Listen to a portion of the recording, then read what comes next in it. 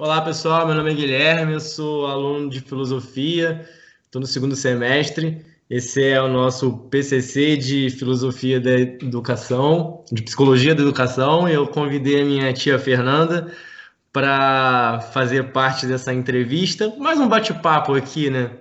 E tia, eu queria que você se apresentasse aí pro pessoal para ouvir, para falar de você aí um pouquinho. Tá bom. Boa noite a todos. Eu sou a Fernanda Ecar, né? Eu sou tia do Guilherme, porque eu sou casada com o tio dele. Eu sou formada em neuropsicopedagogia.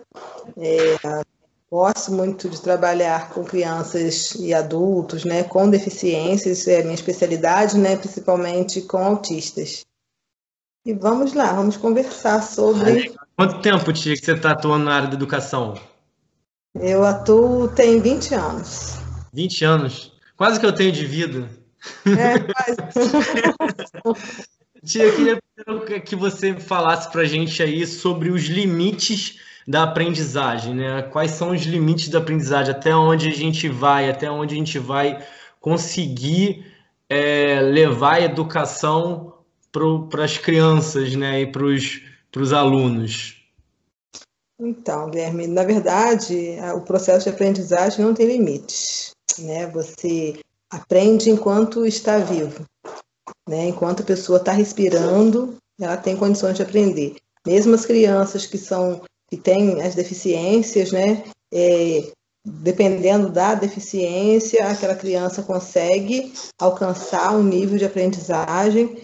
A criança, o adolescente, jovem, mesmo o mais origrofênico que seja, ele tem condições de aprender alguma coisa.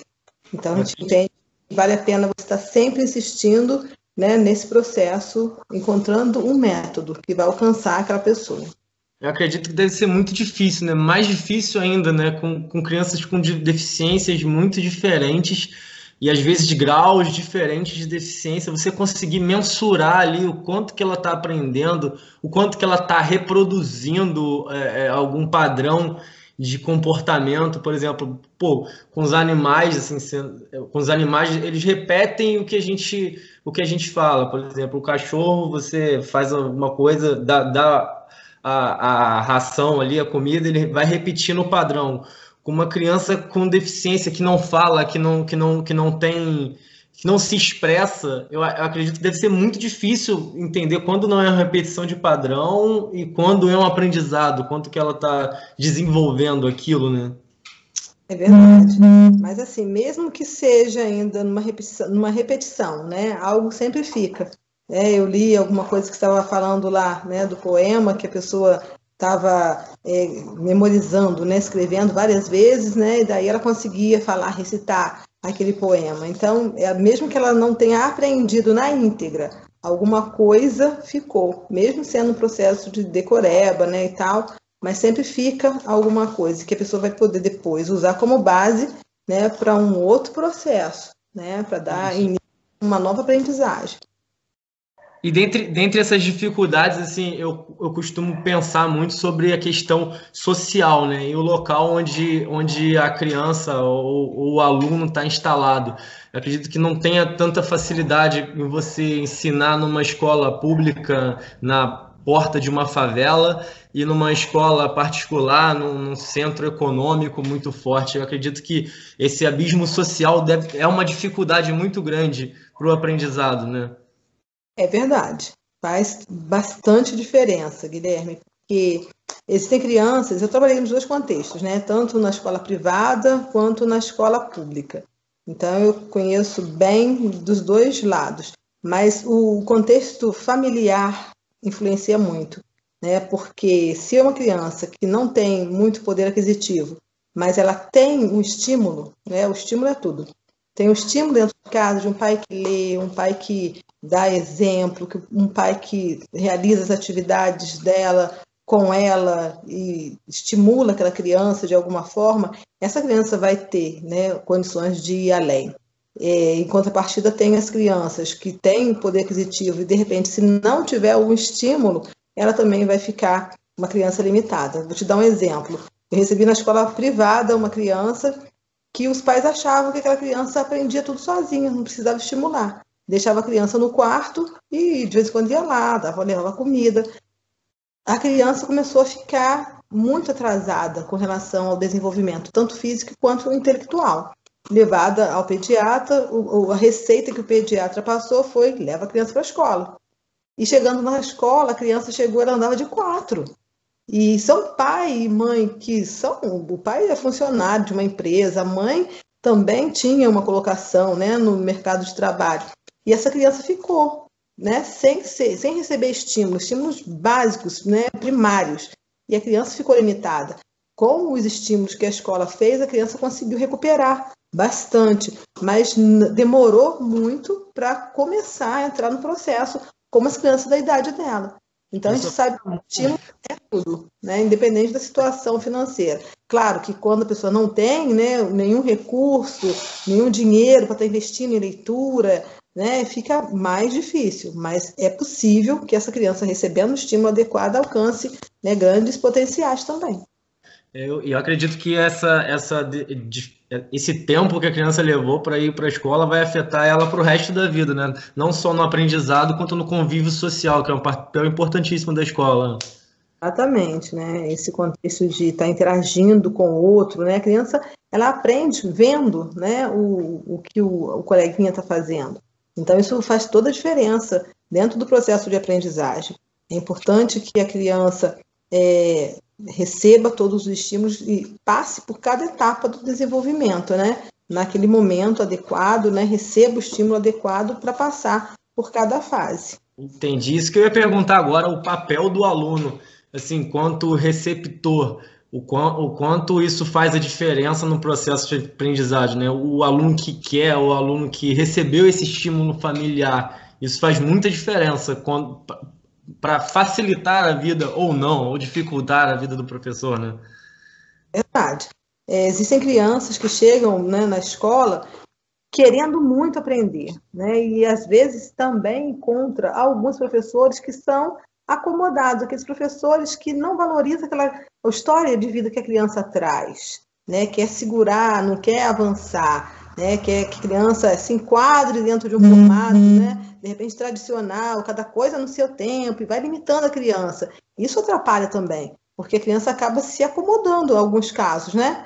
Mas quando o professor estimula, né, pega aquela aprendizagem que a criança já traz do seu contexto, né, do seu cotidiano, e investe naquela aprendizagem, e envolve os coleguinhas, né, para que façam um projeto, né? Gosto muito da pedagogia de projetos, que pega aquele contexto que a criança já traz e começa a fazer ali uma problemática, e envolve a criança, envolve os alunos, envolve a família no processo. Faz toda a diferença, né? A criança vai ter um conhecimento muito vasto, né? E vai poder pesquisar, e vai poder elaborar coisas, vai experimentar, né? E a criança vai, com aquela intensidade, né? Vai buscar outras aprendizagens a partir dali. Isso é muito legal. E tia, aonde a escola fracassa? Aonde que você olha assim e fala, pô, estamos caminhando para um abismo. Se a gente continuar seguindo esse caminho aqui, se a gente continuar trilhando essa trilha, a gente vai chegar num abismo educacional. Eu penso, Gui, que quando o professor se limita, quando o professor não busca, né, conhecimento, ele fica só naquele conhecimento básico que teve, né, primeira faculdade, o primeiro curso que fez, e fica ali parado, sem buscar. Eu penso que quando ele olha para a criança e não vê as possibilidades e vê as dificuldades, né, eu penso que isso daí está aí o grande boom do fracasso escolar. Eu penso que o ideal, né, seria o professor buscar aprendizagem, buscar novos conhecimentos, quanta coisa que está acontecendo, né, na área de pesquisa, do desenvolvimento, da tecnologia, tem muita coisa aí acontecendo que o professor precisa se embasar para estar acompanhando isso. E quando o professor também não valoriza, né, as possibilidades mesmo, né, que a criança traz. Né? A gente falou da criança com deficiência, então, se você ficar olhando para a deficiência, não avança. Mas se você buscar a potencialidade, o que aquela criança faz de bom? Eu tenho um aluno que é autista severo, né? E ele é muito grande, quando as pessoas olham para ele já ficam com medo, porque ele olha, ele faz cara de mal, mas é o quê? Uma defesa que ele tem, né? E ele gosta de chegar bem pertinho. Por quê?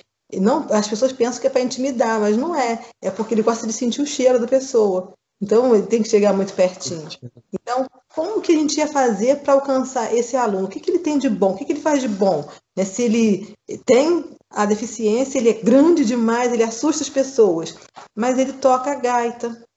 Então, o que que a gente pode fazer? Através da música, vamos ver o que ele pode fazer de legal, né? No projeto de música, no projeto que envolve as outras crianças cantando. Aí pegamos aquele aluno, colocamos ele lá no palco e falamos: agora é hora de você tocar. Vamos tocar? Vamos tocar? E ele tocou a gaita dele, ele teve aquela participação que para muitos foi nada, foi só uns 3, 4, 5 soprinhos, mas para ele estar no meio daquele monte de pessoas tocando a gaita dele foi fantástico, né? Foi rompeu várias barreiras. Então aquela criança sabe fazer aquilo ali, a gente pode aprimorar, né? Botar ele para fazer outras coisas que vai envolver no processo, né? E vai fazer com que as crianças, outros colegas, também vejam que ele tem potencial e acreditem nele, né? E daí vão estar sendo estimulados também.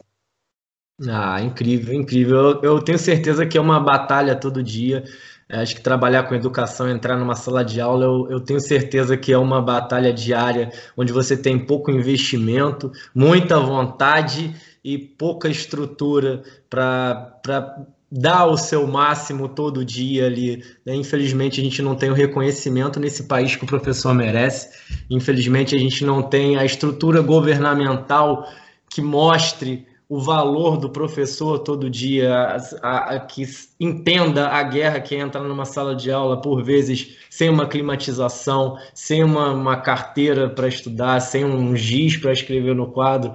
Por muitas vezes a gente tem escolas caindo aos pedaços, aí os professores entram todo dia lá e dão o seu melhor para fazer o mundo melhor, para fazer dos alunos pessoas melhores. Eu acho que esse papel do educador é incrível.